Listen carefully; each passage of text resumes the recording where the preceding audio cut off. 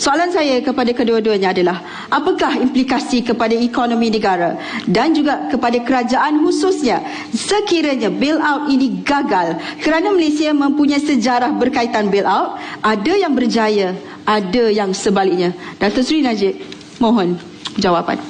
Ya, saya anggap isu ini amat penting. Kalau tak penting, saya tak pilih untuk berdebat atas isu ini. Kenapa Sapura perlu diselamatkan? Ya?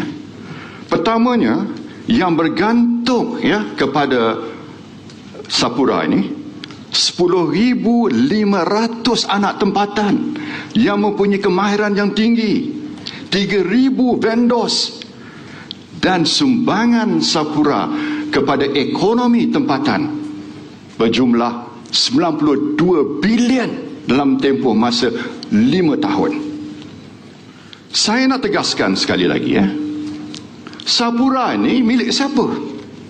Sapura ini milik rakyat Malaysia hari ini. Dan keputusan ini dibuat oleh kerajaan PH dalam tahun 2019. Kalau tak dimiliki oleh PNB, saya tak minat untuk debat isu ini.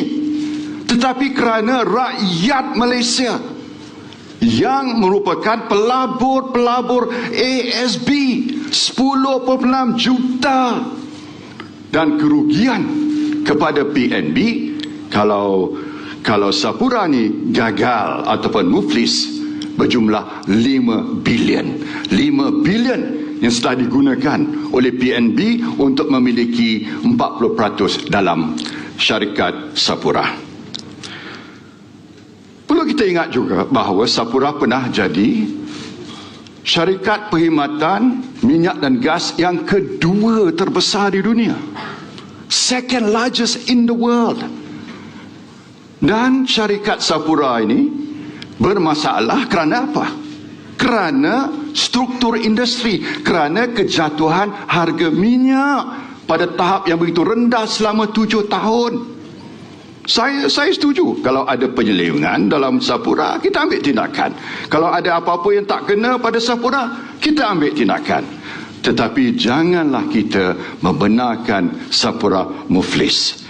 Sebab kalau Sapura muflis, yang rugi adalah negara, yang rugi adalah rakyat Malaysia. Dan kita ada cara untuk melakukan perkara ini. Dan saya nak ingatkan bahawa creditors pada Sapura dah dapat stay. Tapi kalau tak buat sesuatu pada 10 Jun ini, maka ada kemungkinan Sapura boleh diisytiharkan sebagai muflis. Jadi kalau berlaku perkara ini, yang rugi sekali lagi adalah rakyat Malaysia. Kita kehilangan satu lagi vehikel yang bertaraf antarabangsa. Baik, terima kasih. Tepat pada waktunya. Bagaimana Datuk Seri Anwar? Baik, kita nak tahu 165,000 syarikat SME dan syarikat kecil, majoriti Bumiputera yang gulung tikar 100,000 lebih. Apa? Bukan jadi masalah kita. 40,000 lebih yang muflis. Itu bukan permasalahan kita. Permasalahan kita adalah kerana menjaga kepentingan beberapa elit politik. Saya tidak nafikan keperluan kita melihat. Kita bermula dengan forensik audit. Apa yang berlaku? Bagaimana perjanjian dibuat? Siapa ambil komisen? Arahan siapa? Orang politik mana? Itu semua kita kena tahu sebelum kita campur. Kalau tidak, kita buat andaian everything's alright. Tidak benar. Malaysian Airlines kita dah lihat. Perwaja kita dah tengok. Dan banyak masalah-masalah lain ini yang harus menjadi pengajaran kepada kita. Tetapi tidak ada forensik audit. Orang yang ambil untung 1 bilion tak ada dikenakan apa-apa. Keuntungan satu pihak itu mengatasi. Jadi kalau kita nak campur dalam urusan ini, pertama setelah forensik audit, minta pengurusan sekarang beritahu penyelesaian mereka. Apakah perlu campur tangan kerajaan atau tidak? Kalau perlu, apa syaratnya?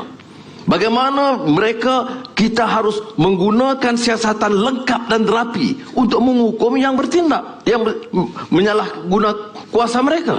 Kalau tidak, dia ulang. Bukan baru, bukan 1, 10, 15 syarikat. Dan sekarang macam MRT, 20 bilion, 40 bilion, 60 bilion, apakah jadi? Kita tidak tahu. DNB, mula kita 10 bilion, 18 bilion, 20 bilion. Kita akan ulang permasalahan yang sama sehingga tidak ada integrity, tidak ada good governance, tidak ada perubahan tekad politik untuk membetulkan sistem yang wujud, yang saya katakan keadaan rasuah dan perlindungan yang sistemik. Tidak ada tekad ini. Yang ada bila ada masalah, dia empap kepada kita.